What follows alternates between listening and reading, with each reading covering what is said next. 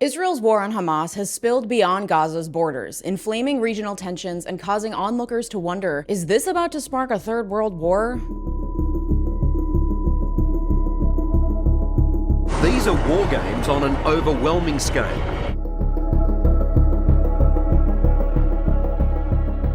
Funerals of soldiers killed in Ukraine have become a daily occurrence.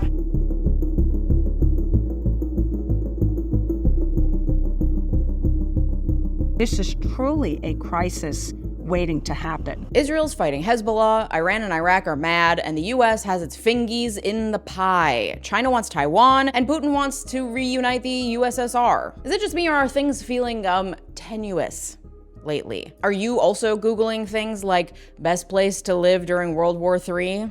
No, just me? Well, I think we can all agree that there are a lot of unknowns on the global geopolitical scale right now, and while I try to stay focused on issues within the United States, usually, today I wanted to look outside our borders because all the stuff going on out there feels very pressing. Are we looking down the barrel of a new world war? What would that even look like? How would that end? How could the outcomes of a third world war shape the world as we know it? Are we on the brink of World War III? Roll the intro.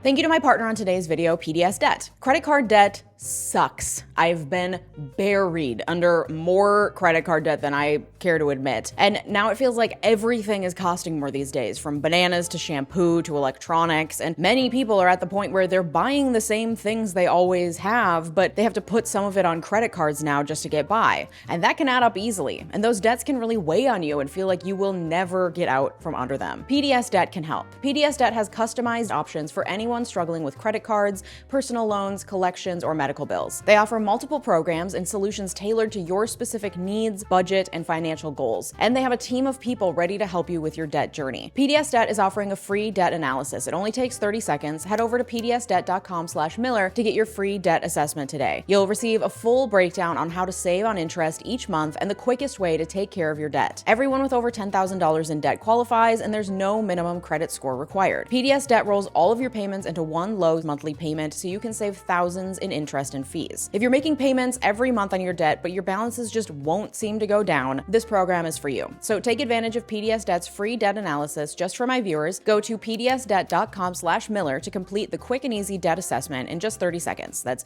pdsdebt.com/Miller. Thanks, PDS Debt. Last month, shortly after Israel announced plans to attack the highly populated city of Rafah in southern Gaza, President Biden paused the transfer of 3,500 high-payload bombs, hoping to dissuade the attack. It didn't, and Biden followed up with a new military aid package worth more than $1 billion, signaling the administration's steadfast commitment to standing by its BFF in the Middle East despite global pushback. The UN passed a resolution calling for a humanitarian ceasefire in Gaza back on October 26th, less than a month after Hamas's initial attack. Now here we are over 6 months later, and the situation has only deteriorated. Israel is now fighting on 3 separate fronts, and Palestinians are facing a full-blown famine. Is a wider conflict all but guaranteed at this point? And would that escalate into a global war? Well, listen, no one knows. I could end the video there. Who knows? The end. And in this video, I'm not purporting to give an overview of every single possible scenario, nor is this going to be a masterclass on global geopolitical relations. If you're already an expert on the relationship between China and Taiwan, for example, you're probably not going to learn anything from this video, okay? But if you're like me and your head has been shoved so far up your own ass since Trump was elected that you're woefully underinformed about what's going on literally anywhere else, this should hopefully be helpful. Yes, it's going to be an oversimplification. This is not a treatise, it's an overview. But your mansplaining, well, actually, comments do help the algorithm, I guess, so fire away.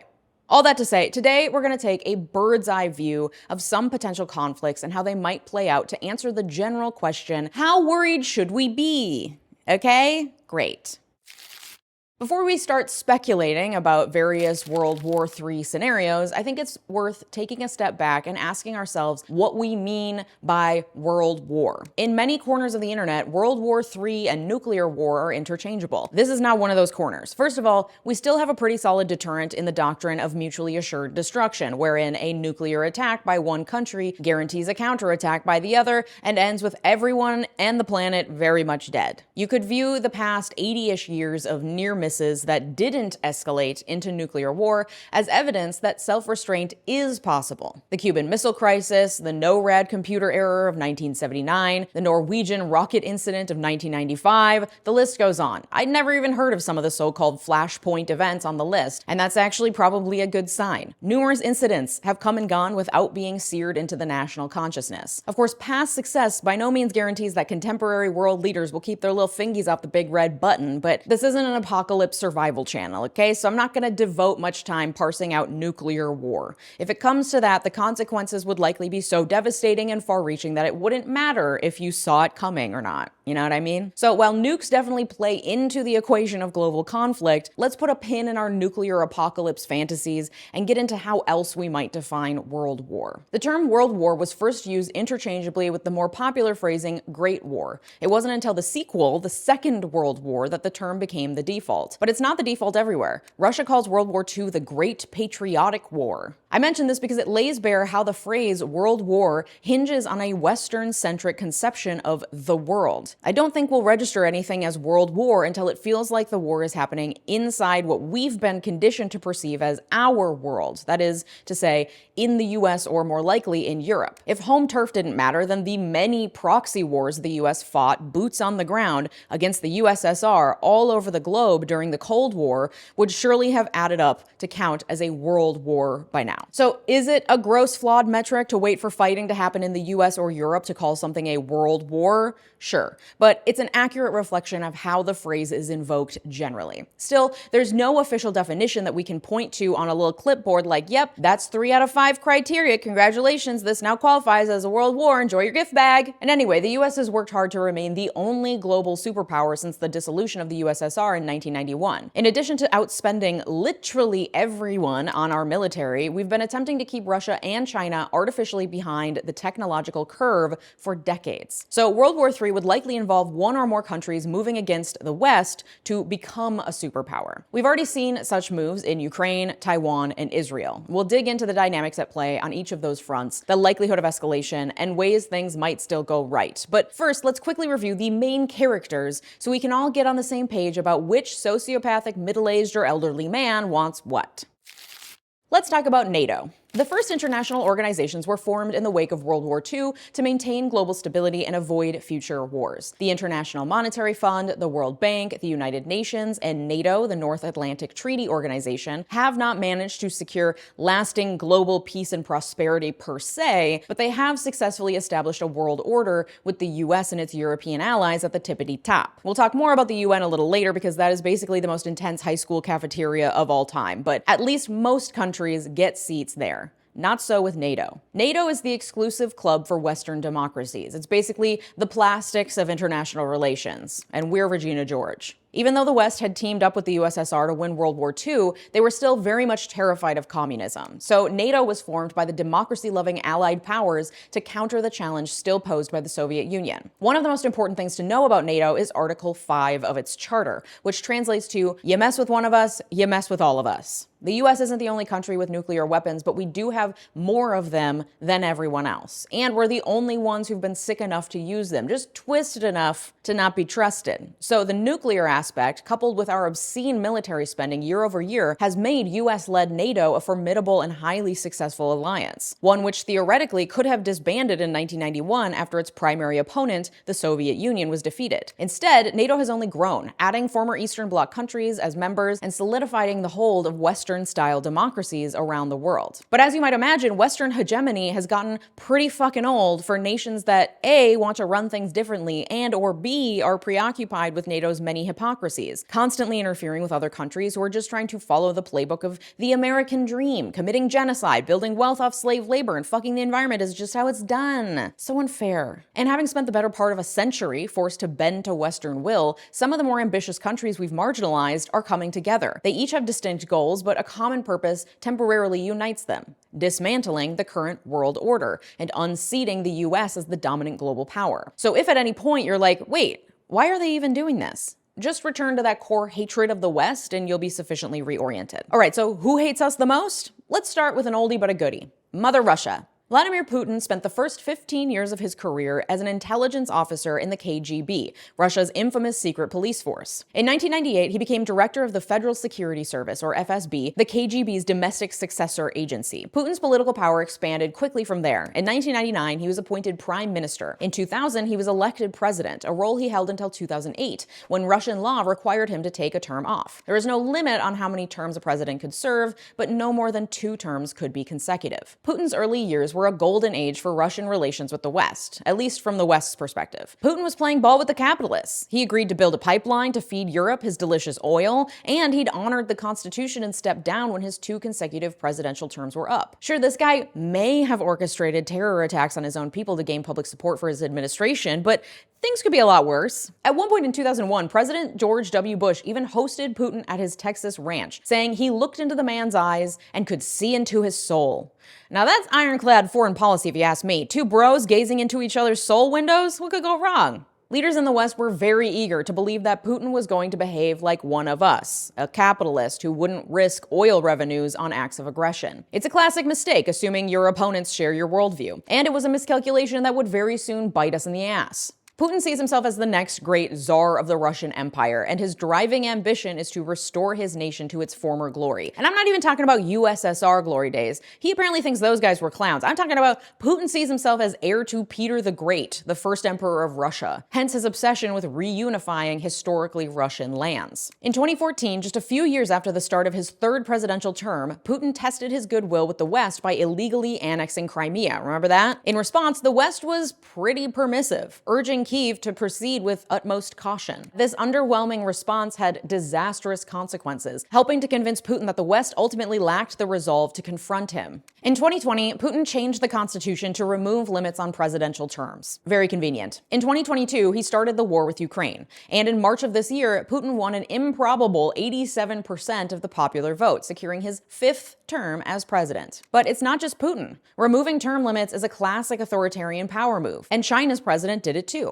In 2018, China's parliament amended its constitution, eliminating the 2-term limit for presidents. During that same Congress, the party also voted to enshrine President Xi Jinping's name and political ideology into the constitution, elevating him to a status not achieved since Chairman Mao himself. President Xi rose to power in 2012, swiftly launching a public crackdown on high-profile corruption cases, jailing some of the country's top politicians, walling off the internet, and ramping up surveillance. All, he claimed, to bring about a great rejuvenation of the Chinese nation. President Xi is a prolific Marxist scholar and has been cooperating with capitalism mainly to fund a successful transition to communism down the line. In history class, we learned that communism is bad. On the news, we hear about censorship, labor exploitation, pollution, and human rights abuses in China, which are also bad. But then on TikTok, I keep hearing that China has eliminated poverty, that its cities are clean and walkable, and that women traveling alone feel really safe. I don't have an answer, but as more people awaken to the many downsides of capitalism and human rights abuses here in the US, it's been feeling a lot more challenging to root for the West unequivocally, the way our high school history books would have us do. Again, I'm not claiming to have a solid handle on the relative merits and pitfalls of life in China under Xi Jinping. I have never been. I'm just saying it's pretty sus that we're so cut off from any information that could undermine our belief that no matter how bad Western capitalism gets, anything else would be so much worse. That fear and uncertainty do a lot to keep us tied to the status quo. As of 2024, President Xi has eliminated all his opposition and filled China's Politburo with loyalists, clearing the way for his charge towards global dominance by 2049, the 100th anniversary of the People's Republic of China.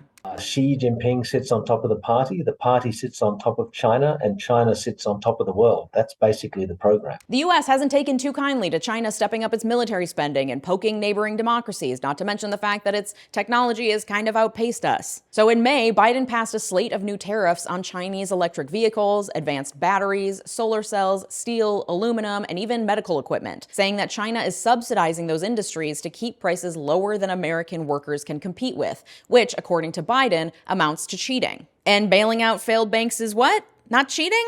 All right, noted. While the motivation is sus, I can get behind the US investing more in green tech, especially if it helps decrease our reliance on oil. Too much blood has been spilled over fucking oil, which brings us to the Middle East. Did you know on Patreon you can get early access to these videos ad-free? Thank you to my Patreon community and my YouTube members for supporting the research and work that goes into these videos. Consider checking out my Patreon community or clicking the big join button below to become a member here on YouTube. You'll be supporting my work and getting access to early, ad-free, uncensored versions of all these videos, as well as access to my research and all my sources, exclusive live streams, and more. Your support helps to keep these videos free for everyone and further our mission towards legal and political education for all. So thank you. Our two most prominent players in the Middle East are the Saudis and the Iranians. Saudi Arabia has been a longtime ally of the US ever since massive oil reserves were discovered there in the first half of the 20th century. Despite our ideological differences, Saudi Arabia has supported the US in numerous proxy wars with Russia across the region over the years. But while Saudi Arabia has enjoyed relative political stability with the US's support, the same cannot be said for Iran, which has faced a ton of interference from foreign powers, including the US. In 1953, we staged a coup to remove the popular Iranian Prime Minister Mohammad Mossadegh and prop up monarch Mohammad Reza Shah in his place. The Shah went on to operate a brutal secret police force against his own people until being deposed in 1979 by theocrat Ayatollah Khomeini. Khomeini had rallied the people of Iran in a religious rebellion against Western-backed secular monarchies, to which Saudi Arabia, a Western-backed state, was like, oh shit, we shouldn't let this catch on, and proceeded to fight Iran on numerous fronts, including Iraq, Morocco, and Lebanon. The Saudis and Iranians are incentivized to meddle in regional affairs for two main reasons. One, regional conflict does pose a real potential threat to their borders. And two, every conflict presents an opportunity to establish dominance. Both Saudi Arabia and Iran want to be the most influential Islamic state, and proxy wars have been critical outlets for that competition. One of those proxy conflicts is Yemen's civil war, which has become one of the worst humanitarian crises on Earth right now. In 9 years, more than 350,000 people have died from violence, famine, or lack of medical support. Today, the Saudi military is helping Yemen's central government fight the Iran-backed rebel army, the Houthis, who currently control territory containing more than 70% of Yemen's population. But because of numerous war crimes, persistent famine, and general chaos, the Houthis lack legitimacy as leaders, both inside and outside the country. And the Houthis' quest for credibility brought them into another conflict altogether, the Israel-Hamas war. Since November of last year, Houthis, claiming solidarity with Palestine, have been attacking cargo ships in the Red Sea doing business with Israel. And while these piracy campaigns haven't done much to move the needle on peace negotiations, they have made the Houthis a lot more popular in Yemen thanks to the widespread support for Palestine across the Arab world. It also provides an ideal distraction from the ongoing humanitarian crisis at home in Yemen. And by the way, I mentioned that not to undermine the authenticity of the Houthis' support for Palestine, but to emphasize how incredibly tangled international affairs are, and to reiterate that I'm just here to give you a high-level, broad strokes sense of the landscape, okay?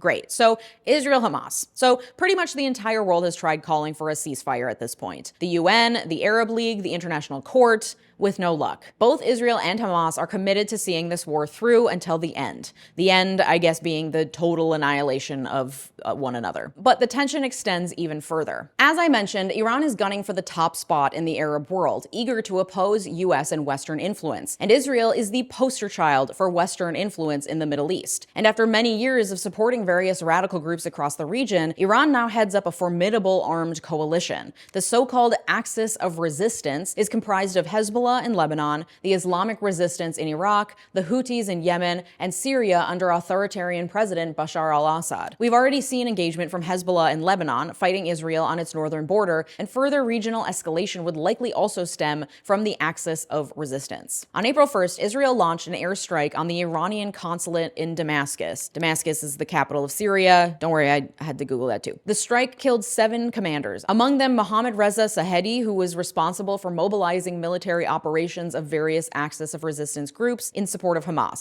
So Israel wanted him dead because he's supporting Hamas and posing a threat of escalation in the area. 2 weeks later, Iran sent back a barrage of drones and missiles, almost all of which were intercepted by Israel. While Israel has routinely interfered in Iran, killing nuclear scientists, attacking Iranian industrial infrastructure and bases, targeting Iranian truck convoys traveling to Syria, this was the first time since 2018 that Iran retaliated directly. U.S. diplomacy helped defuse the conflict and walk Iran and Israel back from the brink of an all-out war. And for as much as they hate one another, neither is looking for all-out war, especially not right now. Israel knows that fighting with Iran will just make Hezbollah go harder at Israel's northern border with Lebanon and send more missiles at Israeli cities and military facilities. Since Iran and Israel don't share a border, fighting between the two would be primarily drones, missiles, and planes, which raises the stakes in terms of potential damage. It would also spur what one expert called a destabilizing military buildup across the region. And Iran understands that going to war with Israel, a nuclear state with superior technology, would also mean going to war with the US, which is not a can of worms they're probably eager to open at the moment. Experts predict that the US will continue to act as a crucial peacekeeper between Iran and Israel, and that escalation between the two would cause a devastating tug of war in Iraq, because Iraq is located between Israel and Iran. But it also depends on how things go for the US in other parts of the world. But since Israel isn't part of NATO and it's unlikely that fighting would spread to Europe, even an all-consuming regional conflagration wouldn't count as a world war by our home turf standards. The war in Ukraine, on the other hand, is a different story. In Israel and beyond, the U.S. has proven time and again that it's much more willing to compromise democratic ideals than capitalist ones. But that doesn't mean she won't still play Captain Democracy occasionally, or when she can get away with it. Ukraine has reiterated its desire for independence from Russia repeatedly over the years. It built its capital city, Kyiv, into a booming urban center with the 7th largest population in Europe. To be clear, Ukraine considers itself part of Europe. But as a former Soviet country, it's ended up occupying this liminal space as almost a buffer zone between true Europe and Russia. And that feels fucked up to say, but look, Ukraine applied to join the EU 4 days after Russia's invasion, and its candidacy is still pending. NATO also dangled membership to Ukraine, but didn't follow through, at least in part to keep Putin's oil flowing. Experts speculate NATO knew, or at least suspected, that like a toxic ex, Putin wasn't going to let Ukraine live her best life. So even though the West has given lots of aid to Ukraine, this weird archaic status aspect is also playing out. Remember, NATO members are ride or dies. Article 5 is no joke, and we've withheld that loyalty from Ukraine quite strategically. Because if your definition of a world war is an armed conflict between 2 or more superpowers on European soil, wouldn't it make a lot of sense to exclude Ukraine from Europe so that Putin's aggressions don't count as aggressions towards NATO and Europe as a whole? It's the proximity to Europe that makes the stakes so high here. If Putin defeats Ukraine, what's stopping him from trying to push further? Because after Ukraine, one more step and you're messing with NATO, and then boom, world war. So with all that pressure, democracies spanning North America, Europe, and the Indo-Pacific have all supported Ukraine. And it's very much been framed not as a strategy, but as a fight for freedom. Biden has even called it a battle between democracy and autocracy, between liberty and repression, between a rules-based order and one governed by brute force. And we love that shit. We eat that up. We've seen Captain America. We love superheroes. That's us. We're Captain America. We're the superheroes. Pay no attention to the man behind the curtain. Meanwhile, leading autocratic regimes, sick of the West calling the shots, have rallied around Putin's war effort. Iran provided drones, missiles, and training. North Korea has sent millions of rounds of ammunition. And China, while keeping its nose clean of anything that could get it slapped with trade sanctions, has provided the components Putin needs to build new weapons, all while helping keep Russia's economy afloat. That's so sweet. Seriously, President Xi and Putin are real-life besties. They've said the phrase best friends out loud about each other, and they were born like 6 months apart. If they weren't both terrifying, it would be almost cute. They have exchanged gifts of ice cream, honey, and even jewelry. In 2018, Xi Jinping presented Putin with this giant gold friendship necklace. Their relationship has become stronger in the face of growing tensions with the West.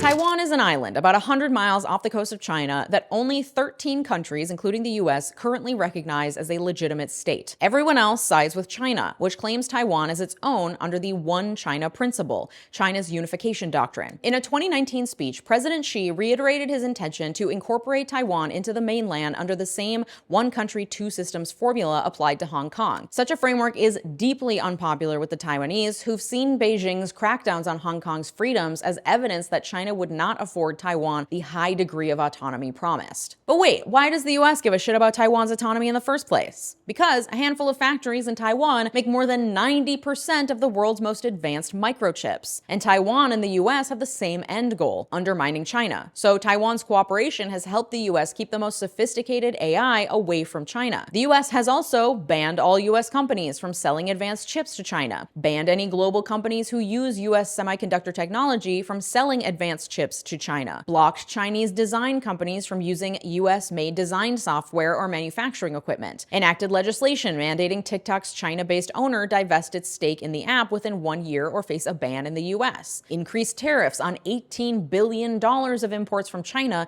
to protect American workers and businesses from China's unfair trade practices, and more. The US claims that such technological powers would pose both an economic and national security threat to the US. China is already a threat to Taiwanese national security, and lately it's been building up its military, even running exercises in the South Sea. Taiwan's so-called Silicon Shield seems to be restraining China from its ultimate ambitions, but the closer we get to 2049 and the 100th anniversary of the People's Republic of China, the more aggressive President Xi is likely to be. If China were to attack Taiwan tomorrow, the US wouldn't be bound by any formal treaty to jump in on Taiwan's behalf, but it would have a huge incentive to protect those factories. It's estimated that if Taiwan were invaded, it could cause a supply chain disruption worth up to $1 trillion. And since everything the US does eventually comes back to money, we'd likely square up to China if it came down to it. But remember when I said all these conflicts kind of depend on what's happening with the other conflicts. Taiwan is considered more vulnerable than usual right now because the US is so tied up with Ukraine and Israel. There's concern that President Xi might get a little too saucy and start some shit while he thinks the US is spread too thin to respond. So them's the breaks. Things are precarious, though not yet apocalyptic. And if you're like, well shit, this all seems a bit above my pay grade, you're correct. There's not a ton that we can do individually to change global policy, but there are a few things you can at least keep an eye on to gauge which direction things are trending in.